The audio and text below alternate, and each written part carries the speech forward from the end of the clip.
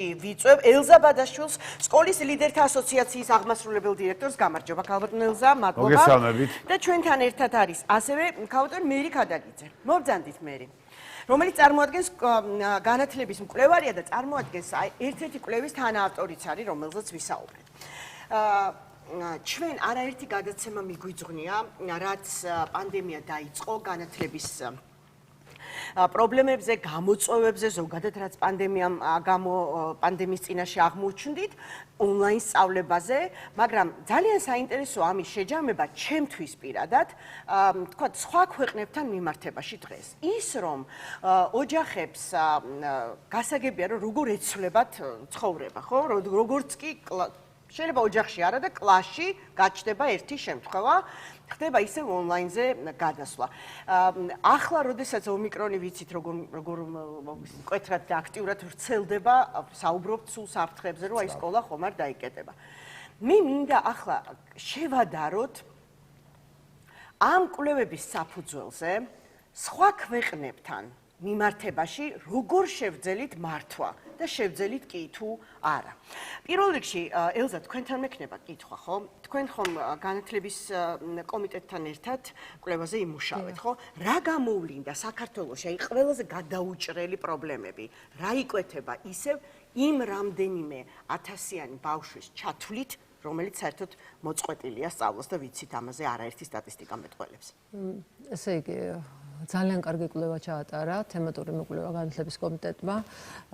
სამწუხაროდ ეს მოკვლევა არ ნიშნავს იმას, რომ რაღაც გამოსწორდა, ანუ ჩვენ დავიდეთ შედეგი, რომ საქართველოში გვყავს ძალიან ბევრი მოსწავლე, რომელსაც არ მიუწვდება ხელი არც ტექნიკაზე, დაახლოებით 25%, არც ინტერნეტზე.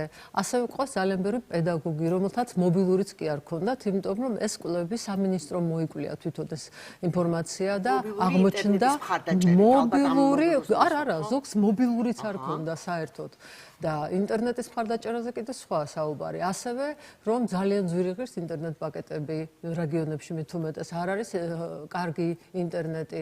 სამინისტრომ შესთავაზა დისტანციურ პლატფორმად, სხვათა შორის უნდა ითქვას, რომ რეაგირება სამინისტროს დისტანციურ სწავლებასთან დაკავშირებით ჰქონდა სწრაფი. აი უცებ ერთ თვეში მოხდა გადაწყობა და პლატფორმის გამონახვა. Teams-ის პლატფორმა გამონახეს სამუშაოდ. მაგრამ აი ამ Teams-ის პლატფორმაზე მუშაობის გამოცდილება არც მასწავლებელს ჰქონდა, არც მოსწავლეს ჰქონდა. აი აქ უკვე ჩავარდნა მოხდა და მაგრამ თან უნდა დავამატოთ ის, რომ Teams-ის პლატფორმაზე მუშაობა ითხოვს ძალიან მაღალი ხარისხის ინტერნეტს. გამოვიდა, რომ რეგიონებში, ძირითადად რეგიონებში ვერ მოხდა სრულყოფილად ამ პლატფორმის გამოყენება. ინტერნეტის სიხშირების გამო უფრო მეტად, ამიტომ ჩანაცვლა ის სოციალური ქსელებით, Facebook-ით, Messenger-ის ქსელით და ასე შემდეგ და სადაც ესეც კი არ იყო, ხელმისაწვდომი პედაგოგები მობილურით ურეკავდნენ მოსწავლეებს. ანუ ეს დაფიქსირდა, რომ ესეთი საშინელი სიტუაცია გვაქვს, მაგრამ ის თუ ამის შემდგომ რომ ეს დავაფიქსირდ, რა გააკეთა სამინისტრომ ამ მიმართულებით, რომ აი მოწყვლადი ჯგუფები აღმოჩნდა, რომ აი მისცეს დაეხმარდნენ ინტერნეტით, ინტერნეტ პაკეტები დაურიგეს ამ მასწავლებლებს, ამ მოსწავლეებს. ესეთი რამე შედეგები, ესეთი შედეგები არ გქონია. ამიტომ ასევე კვლევაში იკვლიეს დანაკარგებთან დაკავშირებით. კონკრეტულად აქ აკადემიურ დანაკარგებზე, ცოდნის დანაკარგთან გვაქვს საუბარი. აღმოჩნდა, რომ ის გადაღებული ტელესკოლა, რომელშიც ძალიან ბევრი თანხა გადაყარა სახელმწიფომ პირველ არხზე რაც გადიოდა, არ აღმოჩნდა მისაღები მოსწავლეებისათვის, ვისთვისაც შეიქმნა ეს პროდუქტი. ანუ რა გინდათ ახლა თქვათ, რომ ტელესკოლის ავტორები, რომლებიც აშკარად ამ ღიად აფასებდნენ ამ სკოლის სიკარგეს, მათ შეფასებებში არ ჩანდა, ვთქვათ, ის ფოკუს ჯგუფები, ანუ ის ბავშვები, ვისაც ამ ტელესკოლიდან განათლება უნდა მიიღო. ვისაც შეიქმნა, ანუ მოსწავლესთვის, ეს შეიქმნა პროდუქტი შეიქმნა მოსწავლებისთვის, რომელსაც ინტერნეტთან ხელმისაწვდომობა არ ჰქონდათ ინტერნეტ. აი ამ გამოკითხვა თვითონ პარლამენტის მოკვლევის ფარგლებში წერია, გამოკითხვა იყო მოსწავლეების და თვითონ თქვეს მოსწავლეებმა, რომ უმრავლესობამ რომ ტელესკოლას არ უყურებდნენ, ან ეძინებოდათ, ან არ იყო საინტერესო მათთვის ზოგმა ისიც მოიმზადა, რომ არხი არ იჭერდა საერთოდ და არ ქონდა წვდომა არხთან.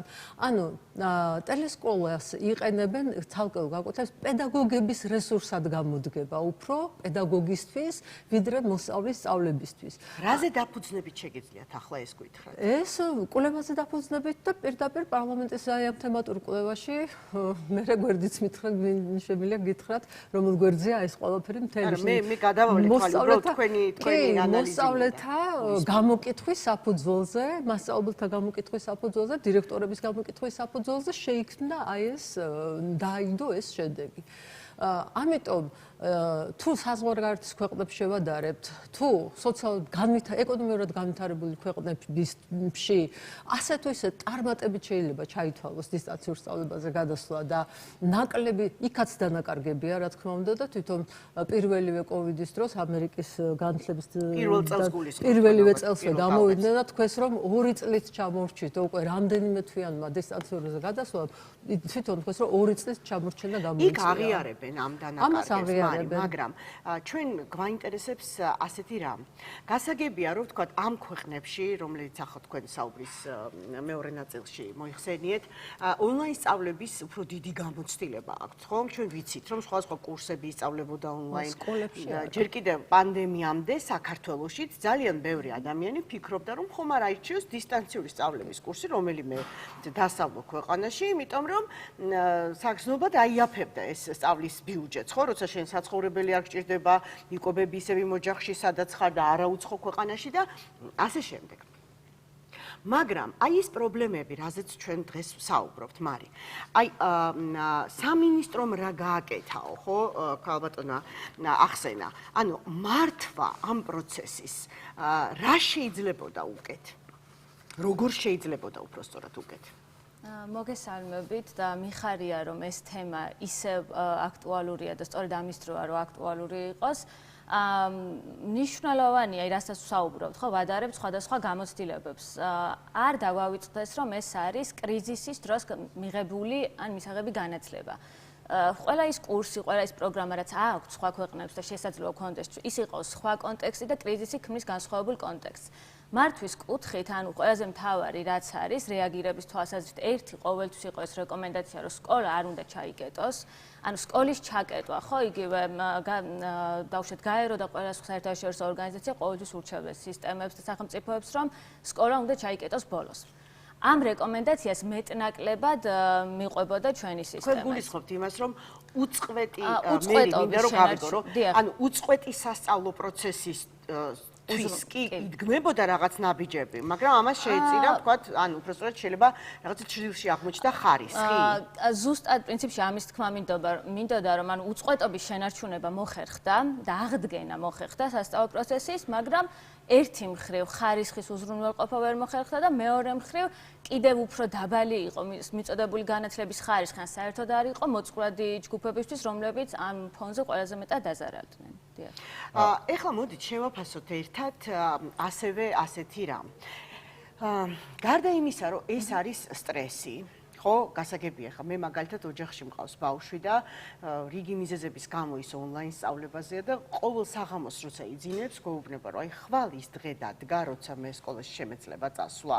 მეორე კლასელია, სხვა შორის პანდემიაში ონლაინ სწავლებით გაიცნო კლასელებიც, მასწავლებლებიც და მთელი სიმწვავით გავიარეთ ეს, იმიტომ რომ მე არ ვარ ახლა გამორჩეული ამ მხრივ არაფრით, ყველათვის ვისაც პირველ კლასელი ყავდა პანდემიის დასაწყისში, ეს პრობლემები და ეს სტრესები უშუალოდ იწვნია, ასევე შევეხებით სტუდენტებსაც, რომლებმაც სტუდენტობის ხიბლი საერთოდ ვერ გაიგეს. და ორივე შემთხვევაში მე ვზივარ აქ, რომელმაც ჩემი კისერზე და ჩემს ნერვებზე გადაიარა ამ ყველაფერმა, თუნდაც იმ პერიოდში, როცა პირველ კლასთან მქონდა გაკვეთილი ონლაინ რეჟიმში და ბავშვების თავმოყრას, ბავშვების ზუსტად მითითებების მიცემა, ანუ ტექნიკურ მხარეზე მიწევდა და საორგანიზაციო საკითხებზე, კი ბატონო, დახარჯა მთელი დრო და ამ დროს როცა უნდა დამეხარჯა, ვთქვათ, რაღაცა გაკვეთილი ჩამეტარები და რაღაც ინფორმაცია მიმეწოდა. მაგრამ მეორე თემა არის თავად მასწავლებელი, რომელიც აღმოჩნდა არა მზად ამ სიტუაციისთვის და საკმაოდ დიდი სტრესი, იმიტომ რომ ამ ხელა კლასები 15-25, რა ვიცი ხო, სხვა შემადგენლობა 30 ბავშვის მართვა ერთი ლეპტოპიდან. იცით რა მინდა გითხოთ, აი რა გაკეთდა ჩვენს ქვეყანაში მაგალითად ამ მასწავლებლების, თქვათ, უნარები რო უკეთესად გამოემუშავებინათ აი ამ საგაკვეთილო პროცესის მართვის. რა ვიცით ამ მიმართულებით? რა მეგსმენია? არა, არ ყოფილა ტრენინგები, ანუ ზუსტად წეღარო ვთქვი, რომ პლატფორმა შესთავაზეს მეთქი და დატოვეს მარტო პლატფორმასთან. ტრენინგი ხომ უნდა შესთავაზო, შემდეგ მასწავლებლებს გააცნო აი ამ პლატფორმის მოხმარების წესები. პედაგოგების მინდა აღვნიშნო, რომ ნამდვილად გმირული საქციელი იყო მათი მხრიდან, არ შეუშლიდნენ თვითონ ისწავლეს, ერთმანეთს ეხმარებოდნენ, ბავშვები ეხმარებოდნენ, თვითონ მოსწავლეები, მაგალითად ჩემი შვილიშვილი დისტანციურიდან ეხმარებოდა თავისი მათემატიკის მასწავლებელს, რომ აი ესე უნდა ჩართო, იქ უნდა დააჭირო ხელი და ასე შემდეგ. ეს უნარები არ ქონდათ პედაგოგებს. დისტანციური სწავლების დადებით მხარეთ, ერთ-ერთ დადებით მხარეთ შეიძლება ზუსტად ეს მივიჩნიოთ, რომ ძალიან ბევრი პედაგოგი, რომელიც შორს იყო ტექნიკასთან, დაუახლოვდა კომპიუტერს და კომპიუტერულ პროგრამას, ახლა ბრწყინვალედ იყენებენ შედარებით. მაგრამ თქვენ წეღან ახსენეთ, რომ ლეპტოპიდან ატარებსო გაკვეთილს. არა, ჩემი გარგებო, კლებამ ჩაატარო, უბრალოდ მობილურებით ატარებენ გაკვეთილს და უბრალოდ მობილურით ჩატარებული გაკვეთილი, როდესაც თქვათ 29 ბავშვი დისტანციურად უნდა შემოვიდეს შენთან, შენ ერთი მობილური გიჭირავს, ამ ბავშვებს ვერ ხედავ, ვინ რას აკეთებს, გისმენენ, არ გისმენენ, ჩვენი კავშირები თან კიდევ ხმა შეწყდა, თქვენ უკვე გამოცდილი გექნებათ ეს, გავითიშე, გავიჭედე, აღარ მესმის და ასე შემდეგ. ნუ ეს არის წარმოუდგენელი და კატასტროფა, მაგრამ სწორად აღნიშნა მეგობარმა, რომ გამოვალი მდგომარეობები იყოს მსოფლიოში, თქვენ ახსენეთ წეღან, არ ქონიათ მსოფლიოში სკოლებს ამის გამოცდილება. დისტანციური კურსები იყო უფრო უმაღლესი დასრული ადამიანებისთვის. სადაც იყო დანერგილი ადვილი იყო იმ გამოცდილების გაზიარება. მასწავლებლების მზაობა ამ თვალსაზრისით იყო ძალიან დაბალი. ამას კიდევ უფრო ამძაფრებდა საზოგადოებისგან წამოსული სტრესი, რომ უნდა ასწავლოს მასწავლებელმა კარგად და ნუ ის კონტექსტი რაც შეიქმნა. თუმცა ის ტრენინგები პირობითად რა თქმა უნდა ხა ნებისმიერ საკითხზე მეტნაკლებად იყო მიწოდებული ტრენინგი, ანუ რაც ვიცით ასევე ჩვენი კვლევის ფარგლებში დაუშვათ სამინისტროსგან მიღებული ინფორმაციით და მასწავლებლებისგან. თუმცა ანუ ეს ტრენინგები, კურსები, ყველაფერი საკმაოდ ისეთია, ხო? ანუ დრო მიწოდებულია, მაგრამ მეორე რამდენად იღებს მასწავლებელი ამას და რამდენად ხდება ეს მისი პრაქტიკის ნაწილი. აი ამ კუთხით, რომ ანუ პედაგოგიკა, ონლაინ პედაგოგიკას, რასაც ვეძახით, რამაც ხარისხი უნდა განაპირობებს, არა ლეპტოპის ჩართვა, არამედ ხარისხიანი სწავლება. ნუ ამ კუთხით სამწუხაროდ არ გვაქვს დიდი პროგრესი, თუმცა მერი, რა შედეგებზე გავედით ჩვენ რეალურად? გასაგებია, რომ პანდემიის პირველ წელს ეს გამოუცდელობა, მაგრამ რაღაცა შრომა ალბათ გამოიღო ხო შედეგი, რომ ძანეთ კიდევაც და ყველამ კარგად ვიცით, რომ ეს უნარებიც გამოუმუშავდათ და მეტნაკლებად ვისაც ხელმისაწვდომობა ჰქონდა, ვისაც არ ჰქონდა, ამაზე ცალკე ვისაუბრებთ. ინტერნეტთან ვისაც ჰქონდა ხელმისაწვდომობა, მეტნაკლებად ამ პროცესს მოერგო კარგად. მაგრამ რა შედეგი აჩვენა მაგალითად იგივე ერთიანმა ეროვნულმა გამოცდებმა ერთი წლის შემდეგ, ხო, პანდემიის პირველი წლის დასასრულს. რა შეგვიძლია ამ მიმართულებით ვთქვათ?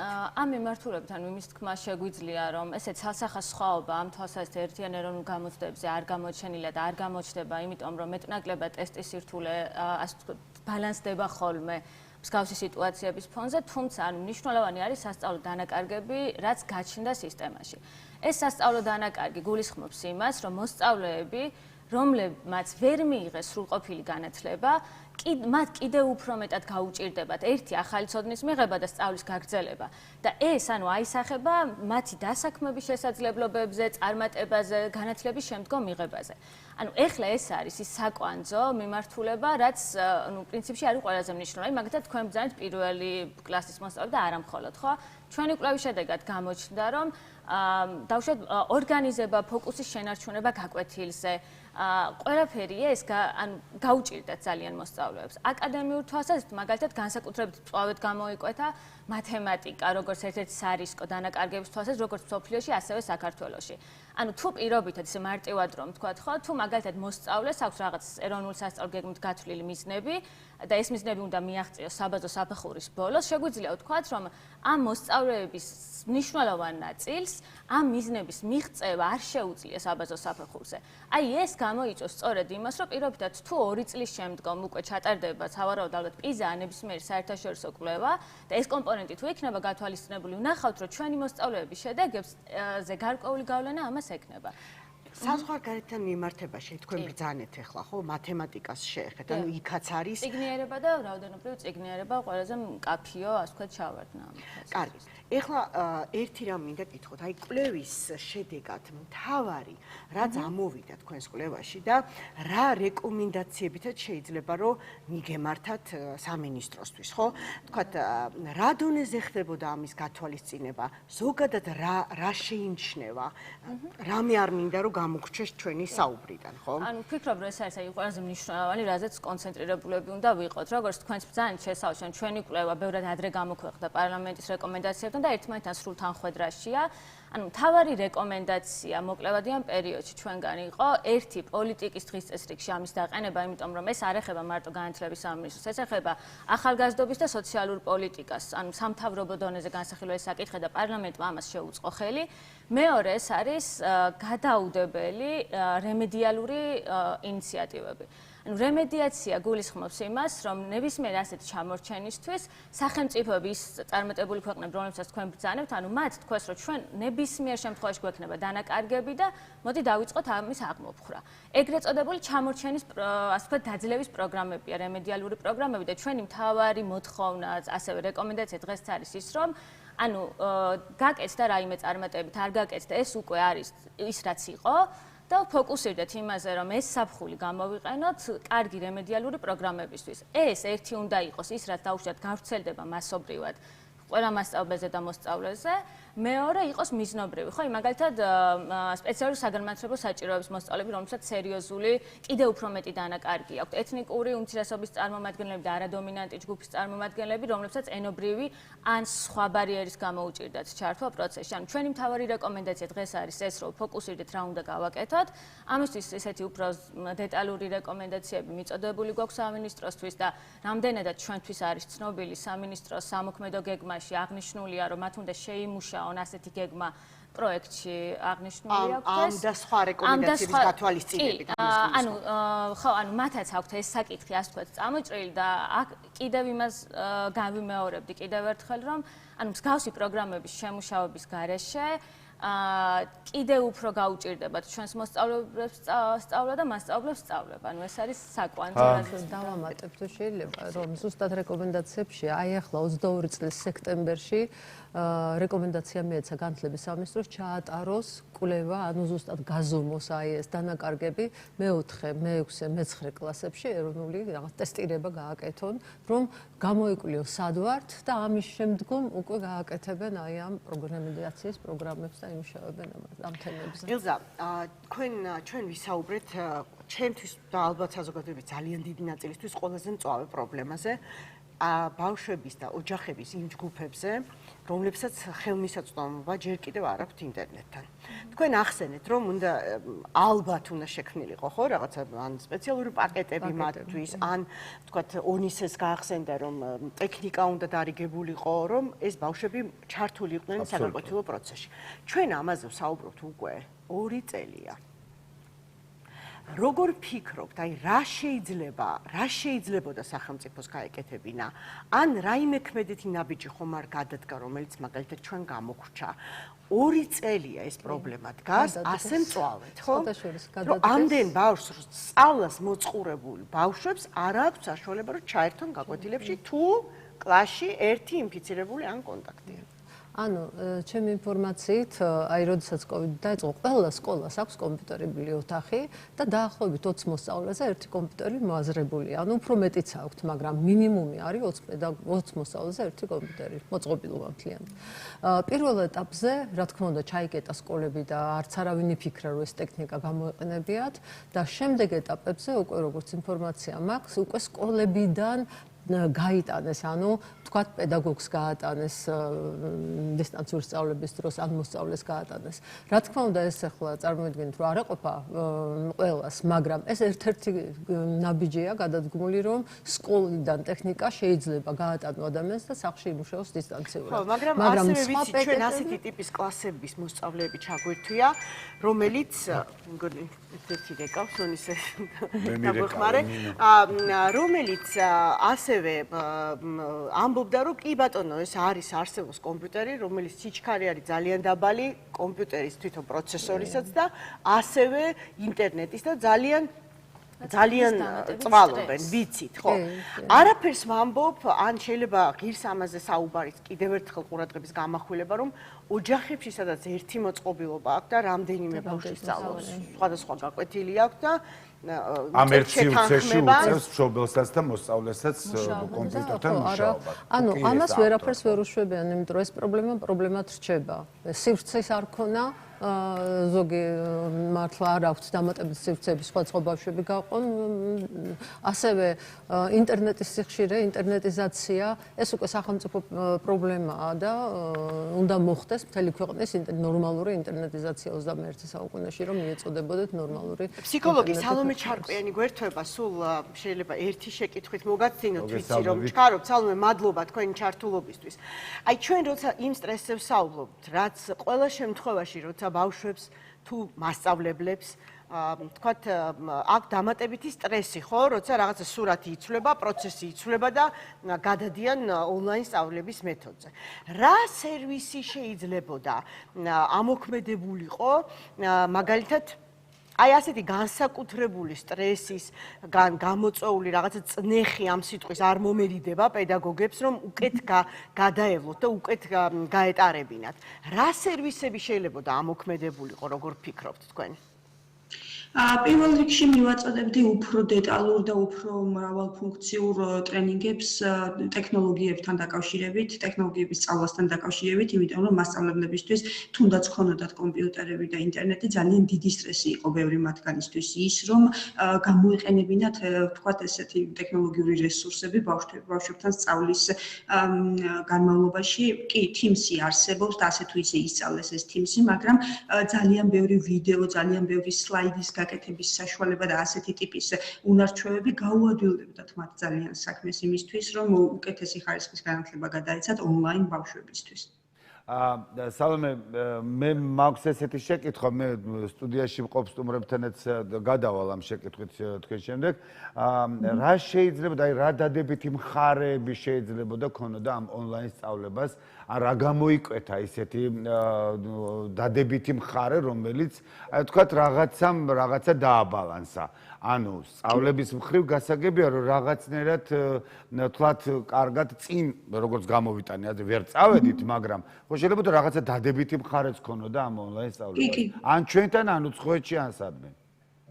ჩვენთანაც და განსაკუთრებით უცხოეთში, მაგრამ უცხოეთში ეს ახალი არ იყო, ამ განვითარებულ ქვეყნებს გულისხმობ, მაგრამ ჩვენთან კარგი მოხდა ის, რომ ადამიანების, განსაკუთრებით მშობლებისა და მასწავლებლების აზროვნებაში გაჩნდა სქემა იმისა, რომ თქვათ ინტერნეტი და კომპიუტერი არ არის აუცილებლად სათამაშო მოწყობილობა და შეიძლება გახდეს განათლების მიღების ძალიან კარგი რესურსი. გაჩნდა ძალიან ბევრი საიტი, ან რომელიც არსებობდა და არ იყო მათზე ძალიან ბევრი რესურსი და ეს ყველაფერი დაიტვირთა, დაიდო უამრავი ტრენინგი, რომელიც არ იყო აქამდე ხელმისაწვდომი, განსაკუთრებით რეგიონში მცხოვრები სპეცმასწავლებლებისა და მასწავლებლებისთვის და მხოლოდ თქვათ ადგილობრივ ლოკალურ დონეზე იყო ხელმისაწვდომი. ანუ ხელმისაწვდომობა რეალურად ინტერნეტში დადებულმა რესურსებმა გაზარდა განათლებაზე და ახლა ის გადაგვჩენია უბრალოდ, რომ მივაწოდოთ ამ ადამიანებს ინსტრუმენტები და უნარჩვევები იმისა, რომ ონლაინ დადებული რესურსები გამოიყენონ მაქსიმალური განვითარებისთვის. ეს მოხდა ძალიან კარგი, იმიტომ რომ აქამდე ფაქტიურად სისტემას არ ქონდა ნაფიქრი იმაზე, რომ ინტერნეტი გვაქვს და ეს არის ძალიან მაგარი რესურსი იმისა, რომ მივუწვდეთ ადამიანებს მთელ ქვეყანაში. მადლობა სალომე, დაგემშვიდობებით. სალომე შარკვიანი ფსიქოლოგი გვერთვებოდა ჩვენს გადაცემაში და იგივე კითხვით მე თავდადენელზე გადავალ, ალბათ კითხვა უკვე გაიგეთ, მაგრამ რა დადებითი მხარეები შეიძლება გქონოდა ამ ონლაინ სწავლებას? დადებითი მხარეები ქონდა, ახლა ინტერნეტი მანამდეც იყო და შემდეგაც იყო, მაგრამ